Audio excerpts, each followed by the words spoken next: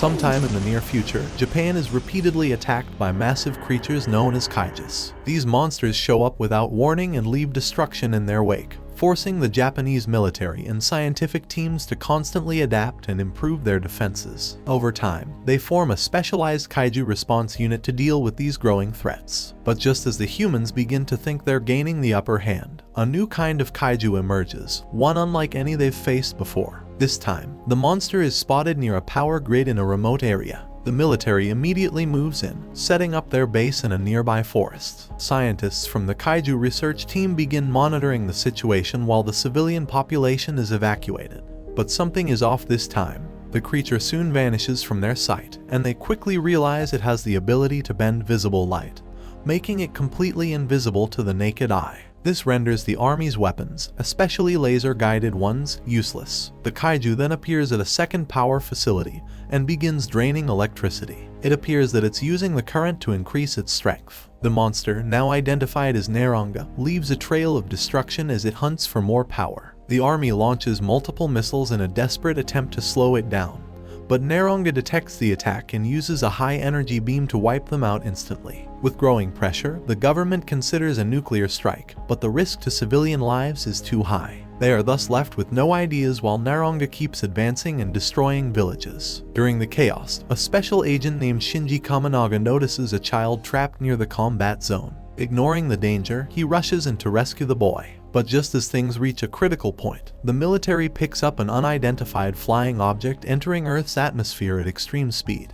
It crashes directly into the battlefield, launching Neronga through the air and knocking out Shinji in the blasts. A shockwave ripples through the area, and in the dust that follows, something massive begins to rise. Out of the haze, a giant silver humanoid appears, leaving everyone in shock. Neronga wastes no time and fires a powerful electric beam, but the giant doesn't even flinch. The attack, estimated to carry over 500,000 watts of energy, has no effect at all. This frightens the creature and it tries to escape by turning invisible again.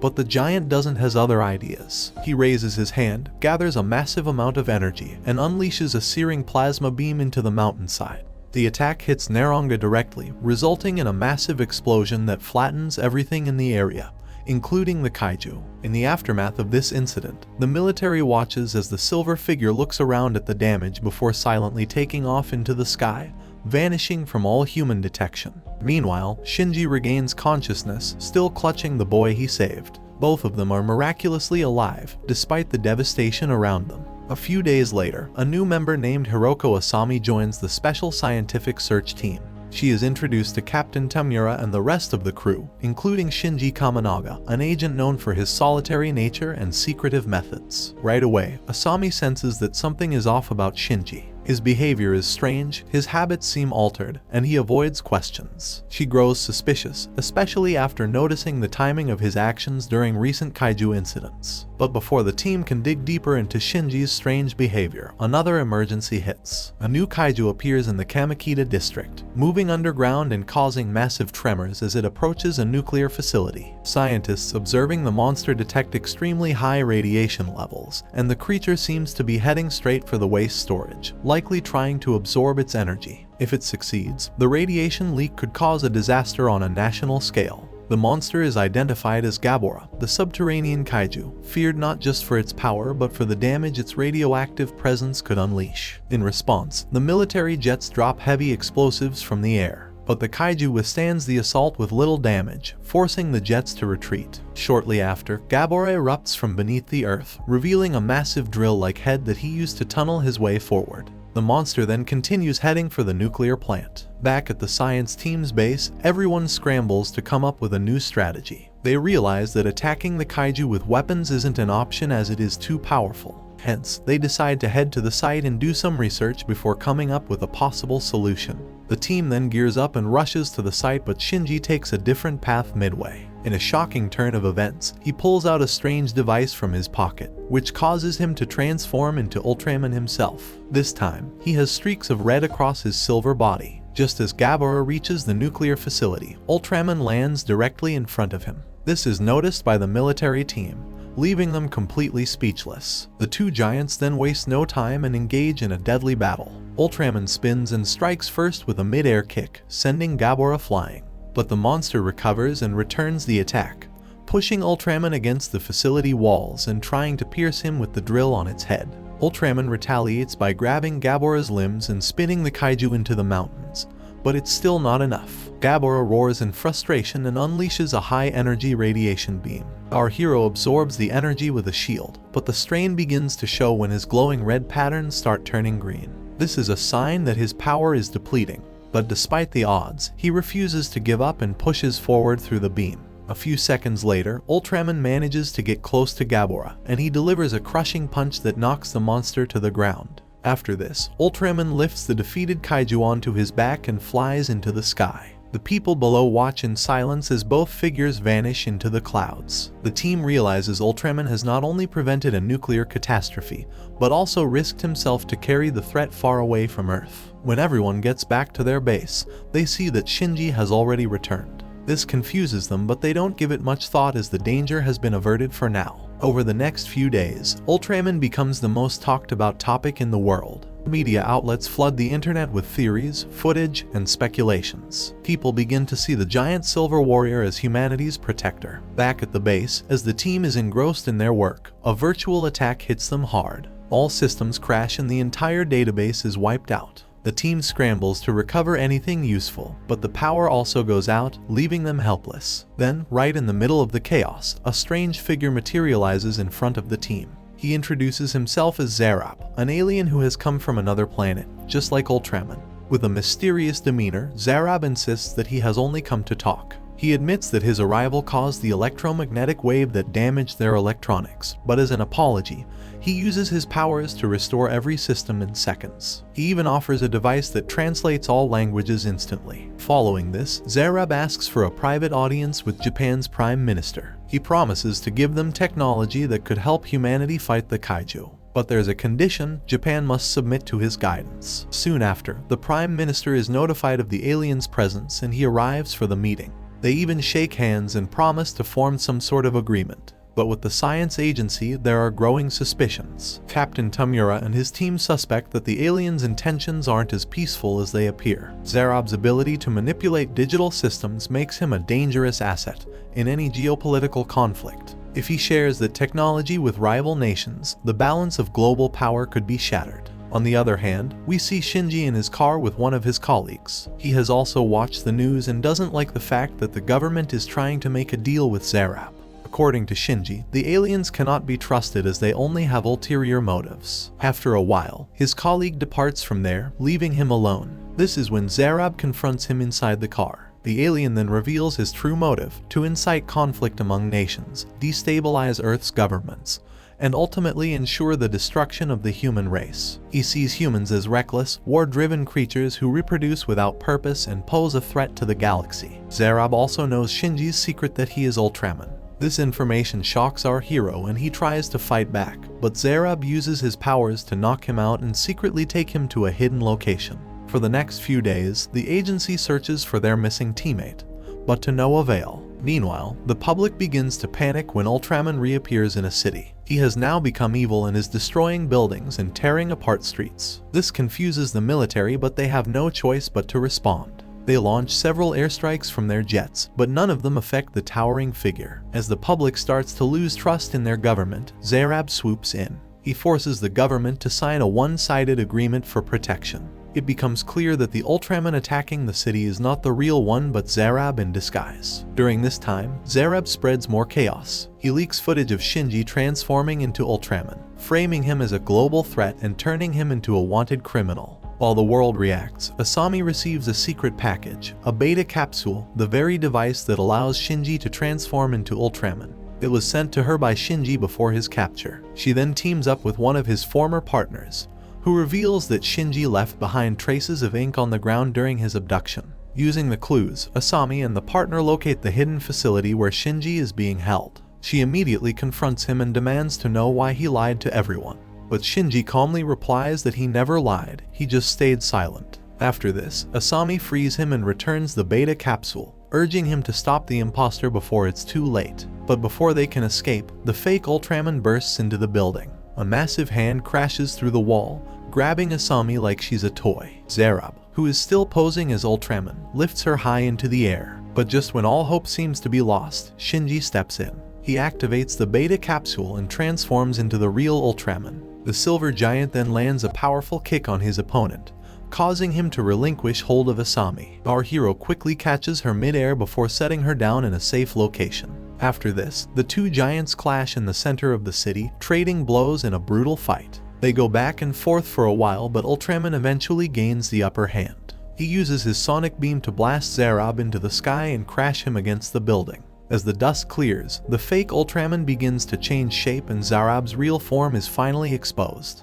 But the alien isn't done yet. He stuns Ultraman with a sudden burst of energy and tries to escape into the sky. But Ultraman quickly regains his composure and pursues his nemesis. The two then race across the clouds, exchanging attacks mid-flight. Zarab uses every trick he has, but Ultraman eventually corners him. He strikes with a powerful plasma beam, weakening the alien. Then, with perfect precision, Ultraman throws an energy disc that slices Zarab in half, ending the threat once and for all. With the danger now averted, Ultraman flies into the sky and vanishes as usual. Back on the ground, the world watches with awe. They realize the silver giant has saved them again, but now they also know who he is. The Japanese government thus issues an arrest order for Shinji, and a nationwide manhunt is initiated. In the next scene, we are taken to the base where the team is trying to figure out what just happened. Shinji has been missing as usual, but this time, even the whereabouts of Asami are unknown. As the team is discussing the situation, Captain Tamura receives an emergency alert. It turns out a new giant has been spotted in the middle of the city. The team races to the location, only to be met by a shocking sight. The giant is none other than Asami, who has somehow become 40 meters tall. She is walking with a completely expressionless face, indicating that she has been hypnotized. Nearby, her team and several other people try calling out to her, but Asami doesn't respond to them. All of a sudden, she raises her arm and smashes a nearby building. This sends the crowd into a state of panic and they immediately start running away. At this moment, a strange voice booms through the sky. It declares that Ultraman is not the only one who can become a giant. After making this statement, the voice vanishes and Asami drops to the ground, unconscious. Emergency services rush in and restrain her before she can cause further damage. The team manages to secure her, but they have no idea how to reverse what happened. Back at the base, the team is left with a lot of questions. They wonder how Asami turned into a giant and what was the purpose of the demonstration. As the defense team struggles to understand the situation, a new figure steps into their hidden meeting space. Calm and confident, he introduces himself as Mephilas the alien. He claims to have arrived on Earth long before Ultraman, and reveals that it was his voice the public heard during Asami's transformation. Without hesitation, Mephilas demonstrates his control over the situation by pulling out a strange device called a beta box. Using it, he instantly shrinks Asami back to normal size. She wakes up confused and with no memory of her transformation. Mephilas then arranges a meeting with the Japanese government and says that he's willing to offer this beta box technology to humans. With it, they could defend themselves or even gain the power to dominate the world. He claims that he wants peace, not control, but still asks for a high-ranking political role in exchange for the technology. The idea of using the beta box to weaponize humans stirs deep concern among the high-ranking officials, but they are also tempted as it could effectively turn the tide against the Kaijus in their favor. The Prime Minister also knows that with this power, Japan could become the dominant force in the world. Hence, after a bit of deliberation, they agree to the offer. On the other hand, Asami has now returned to the base and she is furious that she was used as a subject without her consent. Millions of her photographs are now flooding the internet, and some of them are really embarrassing. Later, she receives a message from Mephilas himself. The alien apologizes for his actions and decides to make up for it. He uses his powers and deletes all the images and videos of her transformation from the internet. Later, Mephilas approaches Shinji at a park and engages him in conversation. He talks about the future of humanity and says that handing over the beta box to humans will drastically improve their chances of beating the Kaijus. But Shinji believes that it's a bad idea as it will greatly alter human evolution. He insists that people are capable of growth and good, and should never be used as tools for alien agendas. As the two continue discussing, a swarm of army officers arrive at the scene and prepare to launch an attack on Shinji. But before they can do so, Mephilas uses his powers to teleport Shinji away from there. The two continue their conversation in a bar, where Mephilas reveals that he has already made a deal with the government, which will grant him immense power in the government. This way, he can have an iron grip over the country and soon the entire world. After the encounter with Mephilas, Shinji reaches out to Asami and asks her to meet him somewhere safe. A few hours later, the whole special defense team gathers in a quiet subway station. Shinji apologizes to everyone for keeping secrets and tells them they need to work together to stop Mephilas' plan before it's too late. He explains that their only chance is to take back the beta boxes before they're handed over to the government, or the world could face serious danger. The next day, Mephilas prepares to finalize the deal in a formal ceremony. Government officials gather and he presents the beta box in front of the press and the military. But before he can hand it over, a massive hand crashes into the event and snatches the device. It is none other than our hero, Ultraman. He then hurls the beta box inside a chopper that his friends have been piloting nearby. Upon witnessing this, an enraged Mephilas turns into his giant alien form. The two then engage in a deadly battle right in the middle of the city. The first one to strike is Ultraman, who hurls an energy disc towards his opponent, but Mephilas is able to repel it easily. He then counters with his own deadly beam, but Ultraman somehow manages to block it. After this, both the aliens launch their plasma beams, which are expectedly blocked by each other. But as the battle wears on, Mephilas gains the upper hand as his plasma beam appears to be stronger. He comes closer to Ultraman and is about to strike him with the final blow, but suddenly stops when he witnesses something in the distance. It turns out to be another giant alien, who is closely observing the fight. Mephilas is intimidated by this alien's presence, so he immediately abandons the fight. He then asks for the beta box, and after receiving it from Shinji, he flies away from the planet. In the aftermath, Shinji returns to the site where he had been knocked out by debris a few weeks earlier. But in a shocking twist, he comes face to face with his motionless body, revealing that he had actually died in the incident. We then get to know that Ultraman merged with Shinji's body and started living as him to better understand him. A short while later, the giant alien from earlier arrives at the scene. His name is Zophi, a high-ranking member of Ultraman's race. Zophi had been watching the battle, and it was his presence that caused Mephilas to retreat. Zophi then explains the reason behind his arrival on Earth. It is because Ultraman violated his planet's protocol by taking the identity of a human. Because of this, humanity now possesses knowledge of the beta box, and the planet has become a threat to the universe. Hence, Zophi plans to destroy Earth to prevent humans from reaching a similar level of development as the alien civilizations. To do this, he unleashes a doomsday weapon named Zeton, a massive biomechanical device capable of annihilating an entire solar system. In a matter of seconds, Zeton appears in the sky, an enormous object hovering just above Earth's atmosphere. It starts gathering energy to unleash the devastating strike that would wipe out humanity. Meanwhile, people around the world see it, but the truth is kept from the public. The Japanese government refuses to admit what the object really is. Amidst the chaos, Shinji rushes to his team and explains the situation. He reveals that Zeton isn't just another kaiju. It's a weapon designed to wipe out everything in its path, and no human-made weapon can even scratch it. Upon hearing this, his team is left stunned, but they know that the only person who can stop this madness is Shinji himself. They thus encourage him to take action, to which he agrees. Before leaving, Shinji leaves behind a data file detailing Zeton's structure and threat level. He then walks outside and transforms into Ultraman one more time. He launches into the sky and heads straight for the alien weapon. Soon after, Ultraman reaches Zeton and attacks with everything he has. He throws energy blades, blasts it with plasma beams, and uses every technique he's learned. But the weapon doesn't even flinch, indicating that it is indestructible. It instead responds with a storm of cosmic projectiles that strike Ultraman repeatedly. The force of the blasts proves too much and Ultraman is sent crashing down to Earth. He soon re-enters the atmosphere in his human form and falls into the ocean, severely injured. Asami and her team immediately rush him to the hospital, where he is placed in a medically induced coma. He is safe for now, but the government officials are devastated that Ultraman couldn't destroy the threat. Even the Prime Minister is out of ideas and they simply wait for the inevitable to happen.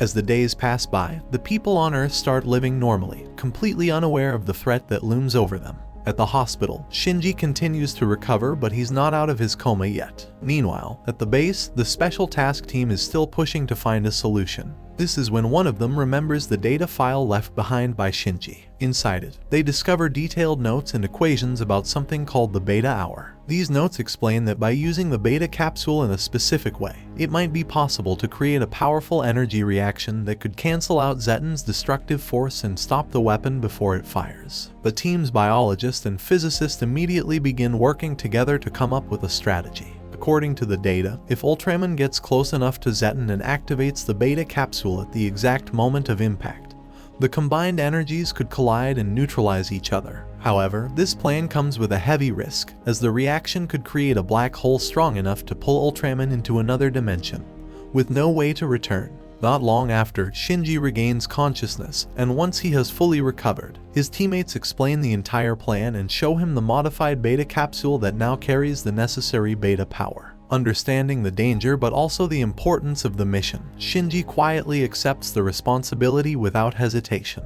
He then steps outside, raises the device, and transforms into Ultraman once more. Rising into the sky, Ultraman heads straight towards Zeton, who is seconds away from unleashing its final attack. Our hero then crashes directly into the heart of the weapon at incredible speed. The two cosmic forces collide and their energies cancel each other out. The planet is finally saved, but as the portal collapses into a black hole, Ultraman is pulled inside and vanishes from sight. Back on Earth, the special team and the people of the world look up at the sky, realizing that the threat is gone and the planet is safe. But they also realize that Ultraman is no longer with them and become devastated. What no one knows is that Ultraman has survived. Inside the other dimension, he is greeted by Zophi, the high-ranking alien who once intended to destroy Earth. After witnessing the courage and determination of the human race, Zophi admits that he has changed his mind and now sees value in preserving the planet and its people. Ultraman then makes one final request. He asks to be sacrificed in return for Shinji's life. Zophi agrees to his request and separates Ultraman's spirit from Shinji's body, allowing the man to live again as a human. Back on Earth, the Special Defense Team has gathered near Shinji's body to take him away, but they are left stunned when the man slowly comes back to life. If you enjoyed this movie recap, please like the video and comment below what movie we should recap next. Thanks for watching. If you want to see more videos like this, then make sure to subscribe to our channel, and until next time guys, I will see you in the next one. Take care.